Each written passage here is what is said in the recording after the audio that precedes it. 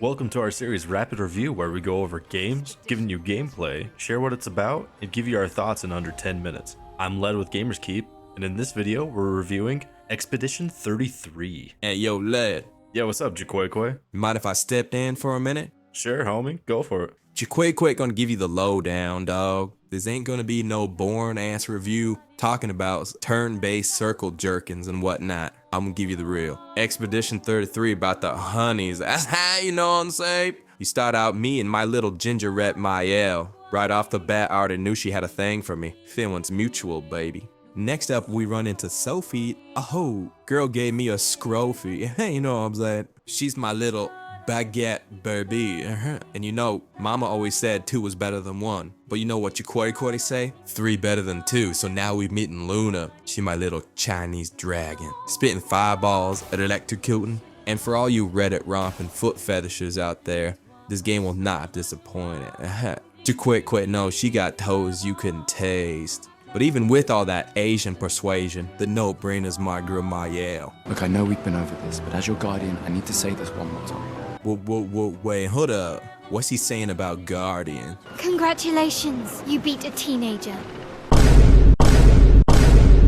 Nah, fam. I didn't know that, fool. She said she was 18. I can't go back to the joint. Aw, shit, fool. This is gonna be bad for my Alabama alimony. Of course, besides pulling together a harem, Expedition 33's got a lot to offer, so let's dive into it. Graphics. Well, it's alright. The cutscenes are smooth, but the graphics kind of feel like you're playing Assassin's Creed back in 2009. But the atmosphere, though, shit! I'm gonna leave y'all with this just for a moment.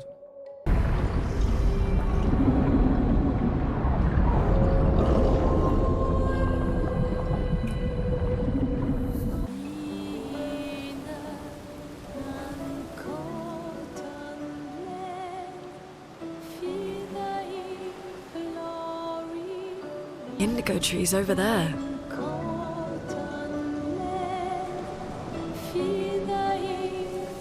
Gameplay. The gameplay's rad, man. I've never been a big fan of turn-based games, though I did enjoy some of the older Final Fantasies here and there, but this completely revamps the whole system. It's so engaging. The menu looks cool, feels cool, and the actions are dope. I could see it getting a little repetitive after a few dozen hours, but I think the ingenuity in how they revamped the turn-based style is so awesome, and they got my blessing. Story.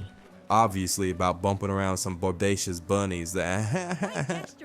Nah, I'm just blunt, fam. The story's hands down the most intriguing part of the whole game. It's completely mysterious and epic. Jaquay don't know much. What I do know is the world got fractured, and ever since then, this giant babe called the Paintress be making a countdown on the trees. And since that countdown, everybody be dissolving each year like they got snapped up by Thanos. So it's our job to make that difficult journey to the mainland and hunt that tree holder down. We gotta take her out before she takes us out. She is pretty epic, fool. And Jaquay feels like he's playing a movie. I feel invested and breasted, you know what I mean?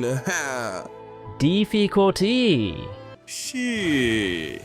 Compared to that time Shalana threw me in the headlock, or when I met my bad bomb milk, this is a cakewalk, cuz all you've got to do is make sure that you're prepared for is keep your hands up, your health up, and when a Makalaka drops this jod, you bought that fool in the face. Some of you scrawny paperweights might not be as strategized as Jaquay is, but I think you'd get it through. Y'all gonna be just fine. And if you want those paperweights blowing around in the wind, there's 3 difficulties, so pop that on easy, and you glide right on through, baby. Replayability.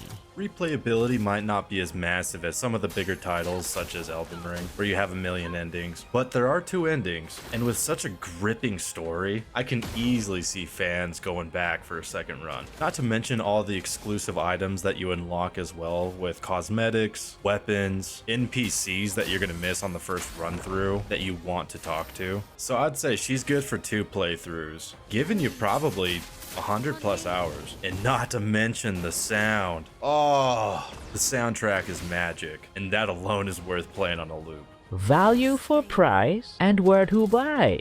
You're gonna find this puppy on all your typicals like Xbox, PlayStation, and then on PC with Steam and Epic as well. Sorry, Nintendo. And with it being priced at 50 bucks, to be honest, that's a good deal. With most games starting to come in at $70, $80, those egregious motherfuckers.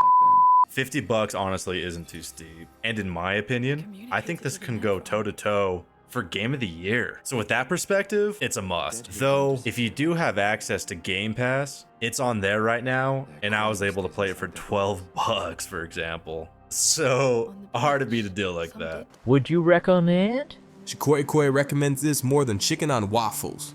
It's Chiqueque walking down the street and somebody offers me watermelon or Expedition 33.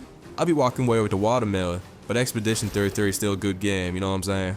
If you enjoyed the video or found it helpful in any way, please give a like, subscribe, and consider sharing your thoughts below as well. By all means, ask me anything, I'm happy to respond. And on a side note, we're building a website called gamerskeep.com where you're going to be able to review games yourself, so keep an eye out for that, as we'll be coming out soon. As always, thank you for your valuable time, and have a wonderful day. Peace! Gamers keep full, gamers keep full. Remember it, keep it in your mind.